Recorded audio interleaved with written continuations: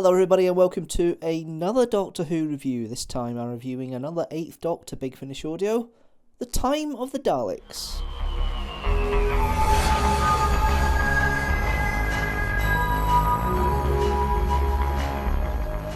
Okay, let's go and have a quick look at the plot and then go into the cast and crew as always on these reviews. The Daleks are trying to use a temporal extinction device to destroy time itself so they can conquer it. Unfortunately, it goes wrong, and most of the Daleks in question have been vaporised. Only 4 remain, and end up travelling back into the 16th century, round about the time of Shakespeare. The Doctor and Charlie end up arriving in mid-21st century Earth, in the era of New Britain, a benevolent dictatorship led by General Maria Learman. Shakespeare has been forgotten about in this timeline. Even Charlie doesn't remember her. And only a few select people still know who they are. Learman is trying to make time experiments to go and save Shakespeare, thinking that the rebels have caused Shakespeare to disappear from time itself. It becomes apparent very quickly that the time experiments are being helped by the Daleks, who manage to link a time corridor to the time experiments and allow them to come through. They have offered to get back Shakespeare and help Learman towards that action. In the meantime though, and it's soon found, it was the rebels who went back into the 16th century through the time fissure created by the Daleks and inadvertently caused an issue with time and potentially with Shakespeare. There's a young kitchen boy who keeps assisting them as part of the adventure. It turns out this young kitchen boy is a very young William Shakespeare.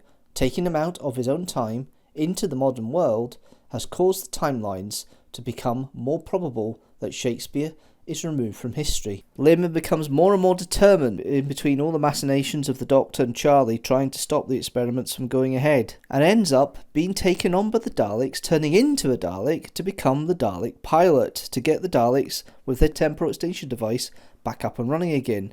The Doctor manages to stop the temporal extinction device from working correctly, and the Daleks are destroyed in their own folly in the time vortex.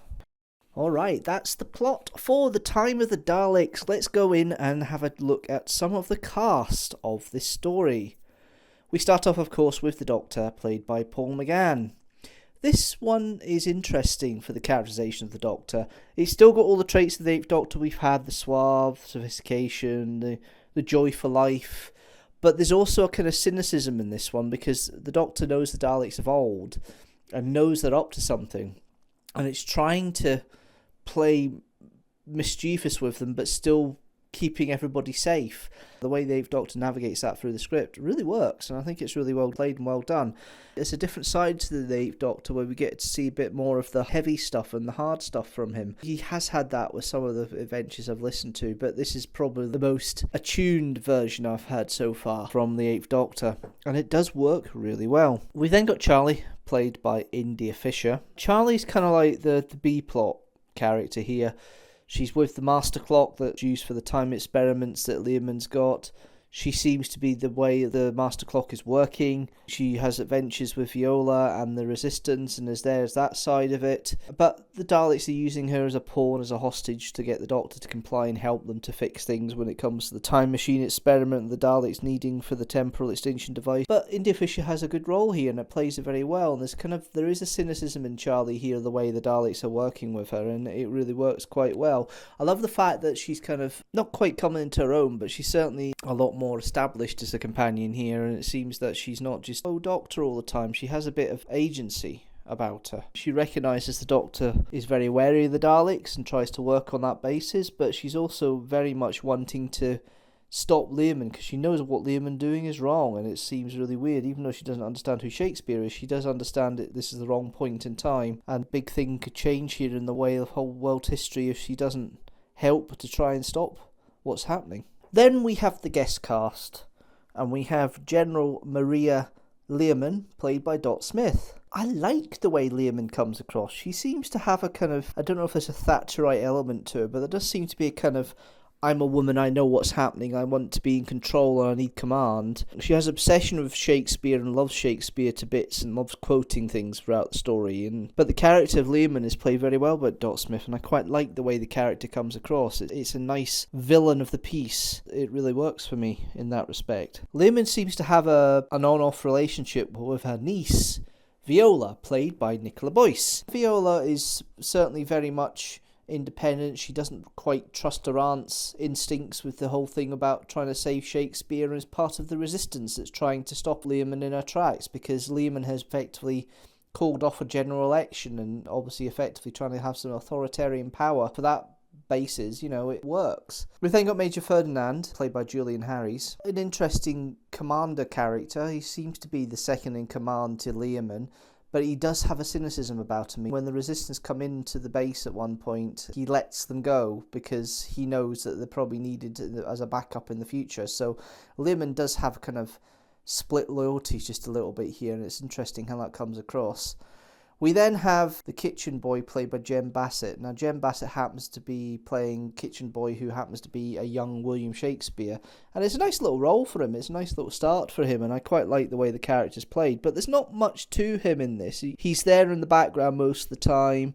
The best bit for him was when Charlie the Doctor and Ferdinand Viola are in the prison by the Daleks. He brings over through a tray and some silver foil from sandwiches that he's made in the kitchen, which allows them then to use that as a mirror to get through and escape, because mirrors are used quite extensively for time travel, to travel between different locations in current time and also obviously in time itself, So it's an interesting concept, and that's where he has his biggest thing is there, which is interesting.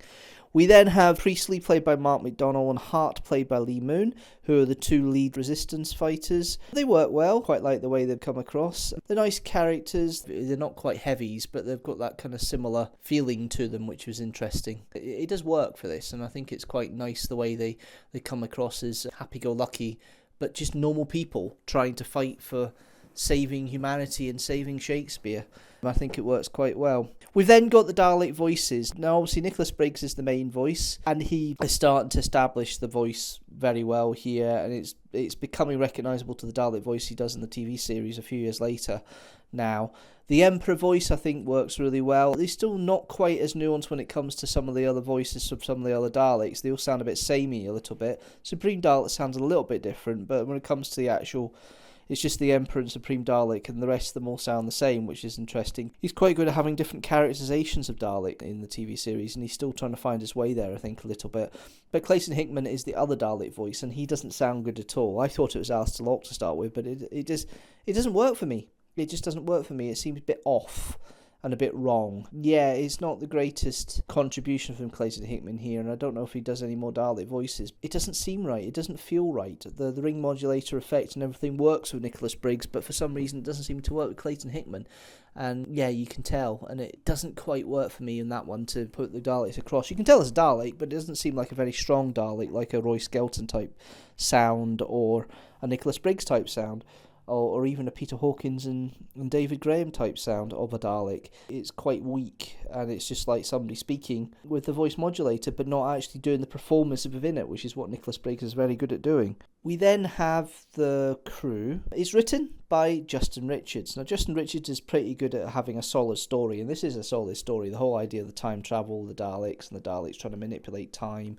And you can see their conniving nature here. You can see the way they work in regards to the way they're planning and scheming and conniving. And even though they say they want to help Shakespeare, you know there's no layer underneath that, and obviously they want to save Shakespeare. They do technically save Shakespeare for Lehman, but they obviously want to take over the Earth and destroy the Earth and become masters of Earth, as they like doing when it comes to the Daleks and Earth. And it's an interesting element there, but they want to ultimately become masters of time, and they seem to have had their own technology created here, which Justin Richards embellishes a bit more with Dalek's own version of the eye harmony and the fact they want to be masters of time. They don't quite have the technology or the knowledge just yet, but they're becoming quite menacing in the universe and becoming quite dangerous. So you can see even though the Time War didn't exist at this point, you can see things that lead up to the fact of why the Time Lords would want to be in a Time War with the Daleks, because they are starting to become more and more powerful, and the stories that develop here in the monthly range, they are becoming more powerful across all the different Doctors they've been with. They've been with the 6th Doctor, they've been with the 7th Doctor, they've now been with the 8th Doctor, and it's quite powerful how they're coming across here, and I quite like the way they've come across here, and it's really nice to see Malice of and the way it's written by Justin Richards. As I say, the concept's quite cool, quite neat, and it just goes at a pace, and I think it's written more or less to time. I don't think you could really go any less or any more on that. I think it's just about the right timing here. It works quite well. Directions by Nicholas Briggs. It's a bit more tight with the direction this time. It's not quite the characters get a chance to breathe. There's quite a lot going on, so they don't really get a chance to breathe so much, and they're just basically following what's written. They're not going to get a chance to expand much more, and I think it works for that, for the urgency and the agency here, and it's really nice to see. He also does the music in this one as well, so you've got those recognisable ding-dong-ding sounds that are very similar of the early radiophonic workshop leitmotifs you got to help punctuate things in the drama of those days in the 60s or 70s. So it's nice he's gone back to that, and there's a kind of running theme with the way the Daleks theme seems to be these kind of stings in some respects as well, and it doesn't detract, it just highlights and heightens important bits when you need them, which is nice. It is nice to have. Overall, I like the story. I think it's a lovely listen. I'm not sure if it's 4.5 TARDIS out of 5 territory, but I definitely think I would give it a quite well deserved 4 TARDISes out of 5. Okay, let's see how that story stacks up with the rest of the Big Finish audio dramas I have reviewed so far. The Time of the Daleks sits in with 6 other stories that are rated 4 TARDISes out of 5. They are The Genocide Machine, The Spectre of Lanyon Moor, The Stones of Ennis, Lugaroo, Colditz, and Seasons of Fear. At the top are still 2 stories with 4.5 TARDISes out of 5. They are The Apocalypse Element and The Chimes of Midnight.